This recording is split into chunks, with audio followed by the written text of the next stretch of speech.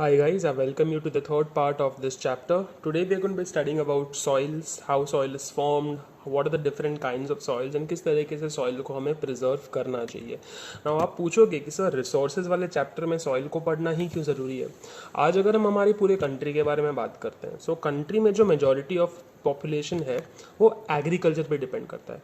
Now agriculture की prosperity या agriculture से ज़्यादा आउटपुट निकालने के लिए एक फर्टाइल सॉइल का होना बहुत ज़्यादा ज़रूरी है, राइट. सो जब हमारे ज़्यादातर पॉपुलेशन हमारे डिपेंड करता है सॉइल की प्रोस्पेरिटी के ऊपर, सॉइल की फर्टिलिटी के ऊपर, तो हमें सॉइल का अच्छे से समझ we have to comprehensively study about this resource called soil, right? Because पूरा का पूरा agricultural sector और majority of the population इस particular resource के ऊपर depend करता है, ठीक है. Now soil, मिट्टी, हम लोग तो काफ़ी टाइम से जानते हैं कि मिट्टी होता क्या है, soil होता क्या है.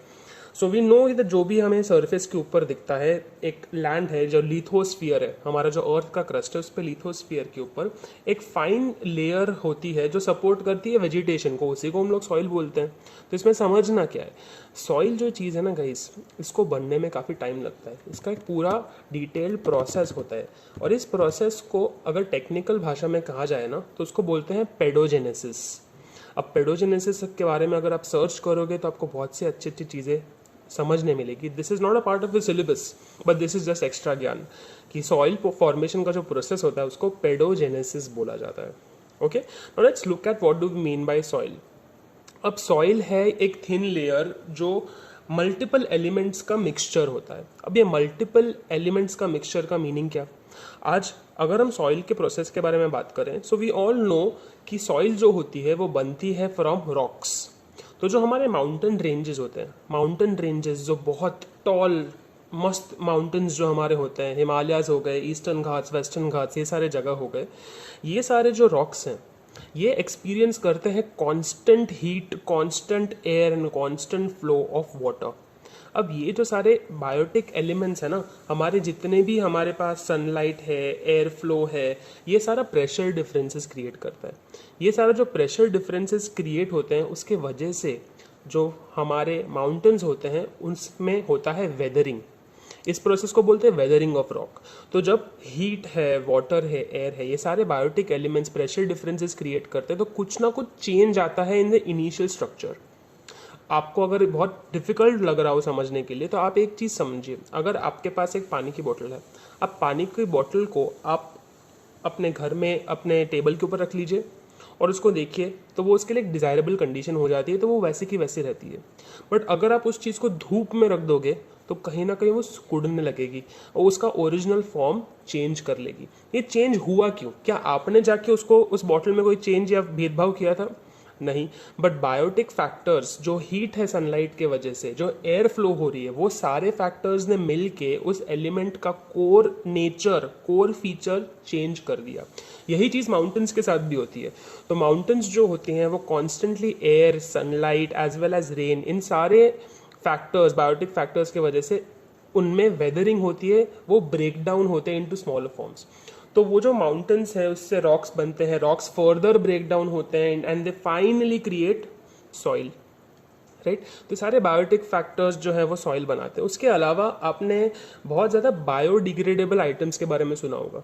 सो we have a lot of dry leaves. अब लीव्स जो उग रहे हैं, सपोज फॉरेस्ट है तो फॉरेस्ट के ऊपर जो पेड़ लगे हुए हैं, पेड़ से अगर कोई पत्ता नीचे गिर रहा है तो पत्ता नीचे गिरेगा, वो डीकम्पोज होगा. वो डीकम्पोज होने के बाद कहीं ना कहीं सॉइल का ही पार्ट बन जाएगा, राइट.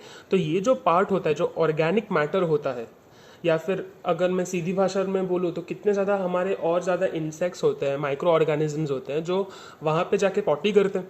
तो ये जब पॉटी भी है वो भी एक ऑर्गेनिक मटेरियल तो है, कहीं ना कहीं जाके सॉइल की फर्टिलिटी ही बढ़ाने वाली है, क्योंकि ये सारी चीज़ें डीकम्पोज हो जाते हैं.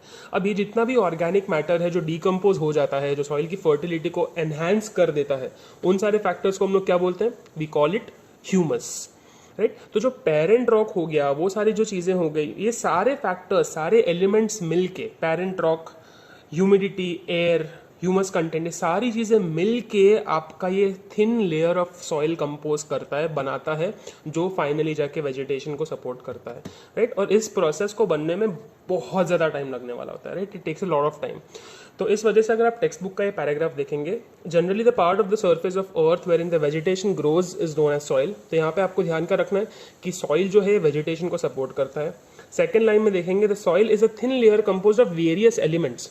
वेरियस एलिमेंट्स का मीनिंग ये है जो हम लोगों ने डिस्कस किया, जैसे पेरेंट रॉक हो गया, ह्यूमिडिटी हो गया, एयर हो गया, ह्यूमस कंटेंट हो गया, ये मल्टीपल चीजें हैं जो साथ में मिलकर सॉइल को बनाती है, राइट। देखते हैं क्या क्या चीजें। Minerals, humidity, humus, air, all are mixed up in it. The parental rocks lie below the soil. Soil is form due to the material available through the denudation. Denudation जो process है ना guys, it is nothing but erosion. आप लिख लो side में कि denudation का meaning होता है इरोजन। जब बड़े रॉक्स जो होते हैं वो ब्रेक डाउन होते हैं, वो टूटते हैं, वेदरिंग होता है उसका, उस प्रोसेस को हम लोग डेन्यूडेशन बोलते हैं, right. Biotic remnants, humidity and air get mixed up with it. तो बायोटिक रेमनेंट्स का मीनिंग क्या है गाइस, जैसे मैंने आपको डिस्कस किया कि जितने भी एनिमल्स होते हैं उनकी जो पॉटी होती है या फिर जितना भी ऑर्गेनिक मटेरियल होता है जो डीकम्पोज हो जाता है, वो सारा का सारा जो चीज़ है वो उसको बायोटिक रेमनेंट्स बोला जाएगा। Remains which are biotic in nature which get composted, right. In other words, the soil is a natural mixture of minerals and biotic elements which have the capacity to grow and develop vegetation. तो इतना बड़ा paragraph in लोगों ने यहाँ पे डाल दिया है। मुद्दे की बात क्या है, मल्टीपल एलिमेंट्स होते हैं जिसमें हमारा पेरेंट रॉक है, वेदरिंग के प्रोसेस जैसे ह्यूमिडिटी, एयर, सनलाइट, और उसके अलावा कुछ बायोटिक मटेरियल्स जो ह्यूमस कंटेंट भी डाल देते हैं। ये सारी चीज़ें मिल के एक फाइन लेयर बनाता है जो कहीं ना कहीं क्या सपोर्ट करता है, वेजिटेशन को सपोर्ट करता है, right. So all of these factors together tell you about the fact about how soil is created, how soil is formed. और इस प्रोसेस को बहुत टाइम लगता है गाइस, ठीक है। Now if we look at further factors, second paragraph जो इसके नीचे है जहाँ पे सॉइल के बारे में बोला है, it says the upper most layer of the crust of the earth is called soil which contains minerals and biotic elements. सब हमने देखा। वापस यही बोला है कि ग्रोथ और डेवलपमेंट ऑफ वेजिटेशन भी सपोर्ट करता है, ये भी हमने ऊपर पढ़ा। Although their proportion is not the same everywhere. Important line क्या बोला है, their proportion is not the same everywhere. अब हर जगह पे इक्वल अमाउंट ऑफ बारिश नहीं होती, हर जगह पे इक्वल अमाउंट ऑफ ह्यूमिडिटी नहीं होती। तो जब हर जगह पे एक तरीके का रॉक भी नहीं होता, तो जब ये सारे जो फैक्टर्स हैं, जब ये सारे जो एलिमेंट्स हैं जो सॉइल को क्रिएट करते हैं, अगर वही हर जगह पे अलग प्रपोर्शन में और अलग टाइप के अवेलेबल है, तो बाय डिफॉल्ट जो सॉइल भी बनेगी वो कैसी बनेगी, हर जगह में अलग बनेगी, हर जगह में यूनिक बनेगी। The soil is the layer और the surface of the matter form due to the mixture of the scattered material of the parental rock and vegetation. क्या बोला यहाँ पे, सॉइल जो है लेयर और द सरफेस ऑफ मैटर, जो matter है, पेरेंट रॉक हो गया, ह्यूमिडिटी हो गया, ये सारी जो एलिमेंट्स है उन सब का जो सरफेस आपको ऊपर दिख रहा है, जो वेजिटेशन सपोर्ट करता है, उसी को सॉइल बोला गया, right. Don't get confuse guys, आपकी टेक्स्ट बुक की बहुत ज़्यादा गंदी आदत है आपको बार बार परेशान करके एक ही चीज़ अलग अलग भाषा में बताने की। सो डोंट वरी, आसानी से समझो, अच्छे से पढ़ो, हो जाएगा, it's not difficult. Okay, let's read ahead. Factors of denudation prepare very thin layer through the denudation of rocks, मतलब erosion of rock. The humus formed due to disintegration or decay of vegetation or insects is added to this. This biotic elements plays an important role in the development of vegetation.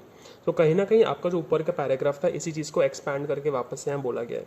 The climatic impact in the duration of soil formation is so important and widespread that the soil formed of different types of rocks in that region over a long time is the same. So the soil formed out of the same parental rock under different climatic influence is different. Important चीज़ देखो क्या बोला है यहाँ पे कि हर जगह पे अगर रॉक सेम भी हुआ तो भी बाकी जितने भी बायोटिक फैक्टर्स हैं ना वो अलग अलग हो सकते हैं। अब ये चीज़ अगर आप थोड़ा सा खुद एनालाइज करेंगे ना, तो आपके टेक्स्ट बुक में एक मैप दिया हुआ है, इंडिया का मैप है, जहाँ पे बताया गया है कि कौन से रीजन में किस टाइप के सॉइल्स फॉर्म होते हैं। आप ध्यान से अगर देखोगे तो रेड सॉइल और लैटेराइट सॉइल, ये दो सॉइल्स, कौन सी दो, रेड और लैटेराइट, अगर आप देखोगे ना तो कहीं ना कहीं माउंटेनियस रीजन्स में ही फाउंड होती है। They are found, these kind of soils are found in mountainous regions. अब ये सारे जो रीजन्स हैं इसमें एक साइड हो गया जो विंडवर्ड साइड होता है। विंडवर्ड साइड मतलब क्या, जिस साइड बारिश होती है, जिस साइड हवा ज़्यादा आती है, और एक साइड होती है जो लीवर्ड साइड होती है, जो रेन शैडो एरिया में आती है। अब जो भी विंडवर्ड साइड है ना गाइस, विंडवर्ड साइड पे आपको हमेशा लैटेराइट सॉइल मिलेगी, और जितना भी लीवर्ड साइड है वहाँ पे आपको हमेशा रेड सॉइल मिलेगी। तो यहाँ पे दोनों ही सॉइल्स जो है उनका ओरिजिन, उनके कोर मिनरल्स जो है वो बहुत सिमिलर है। दोनों के अंदर आयरन कंटेंट होता है, फेरिक ऑक्साइड, राइट, बट फिर भी the way in which the soils are formed are different, क्योंकि बाकी जो एलिमेंट्स है जो सॉइल को बनाने में योगदान देते हैं, अपना कंट्रीब्यूट करते हैं सॉइल फॉर्मेशन के प्रोसेस को, वो डिफरेंट है, राइट। सो उस चीज़ को हमें समझना ज़रूरी हो जाता है। So the soil formed out of the same parental rocks and the different climatic influence is different. And soils are classified on the basis of their color, climate, parental rock, structure, humus, etc. तो जितने भी सारे अलग अलग elements हैं, ये अलग अलग एलिमेंट्स हमें समझने पड़ेंगे ताकि सॉइल को हम लोग ढंग से समझ सकें, राइट। हर सॉइल के अंदर एक पेरेंट रॉक मटेरियल होता है जिसके वजह से उसके कोर माइक्रो न्यूट्रिएंट्स उसको मिलते हैं। उसके अंदर ह्यूमस कंटेंट अलग होता है, उसके अंदर वाटर रिटेनिंग कैपेसिटी अलग होती है, उसका जियोलॉजिकल एज अलग होता है। तो ये सारे जो हम लोगों ने प्रोसेस समझी, वो सारी प्रोसेस क्या थी, फॉर्मेशन ऑफ सॉइल की। आई नो मैंने इस चीज़ को बहुत लंबा खींचा है, बट फिर भी इसके बेसिस पे ही आप ये सॉइल फॉर्मेशन का प्रोसेस अच्छे से समझ पाएंगे। ओके, नाउ इसके आगे अगर आप देखेंगे तो टाइप्स ऑफ सॉइल की यहाँ पे बात की गई है, और टाइप्स ऑफ सॉइल जो है हमारे कंट्री के अंदर एक अथॉरिटी है जिसका नाम है ICAR, full form Indian council for agricultural research. अब सॉइल तो अलग अलग क्लासिफिकेशन से बनी हुई है। आपने देखा कि एक ही पेरेंटल रॉक से मल्टीपल क्लाइमेटिक फैक्टर्स जब जुड़ जाते हैं तो अलग अलग टाइप की सॉइल्स बन सकती है, बट इतनी अलग अलग टाइप की जो सॉइल्स हैं उनमें सबके कैरेक्टरिस्टिक्स कहीं ना कहीं कुछ टाइप के सॉइल्स के सिमिलर होते हैं। इस वजह से हम लोगों ने ना total broad 8 types of soils को क्लासीफाई किया है, right, depending on the entire stretch of India. इसका मतलब ये नहीं है कि सिर्फ 8 प्रकार की सॉइल होती है, उससे भी ज़्यादा प्रकार की हो सकती है। कहीं जगह पे हाइब्रिड वेराइटी ऑफ सॉइल भी हो सकती है, लेकिन ब्रॉडली जब हम सॉइल्स को स्टडी करते हैं, so we are suppose to look at this 8 different kind of soils which exist in India which support vegetation. Alright, now in the next video we will look at each and every type of soil in detail and उसका हम लोग ढंग से analyse करेंगे कि कौन सा micro nutrients है, क्या उस सॉइल की क्वालिटीज़ है, कौन से प्लांट्स वो सपोर्ट करता है, राइट। ये सारे फैक्टर्स मिल के डिसाइड करेंगे कि कौन सी सॉइल, किस टाइप की सॉइल किस जगह पे मिलती है और किस तरीके का एग्रीकल्चर उस सॉइल पे प्रैक्टिस हो सकता है। Okay, so that is all for this particular video. I'll see you in the next video, जहाँ पे we discuss more about the different kind of soils. Alright, that's all.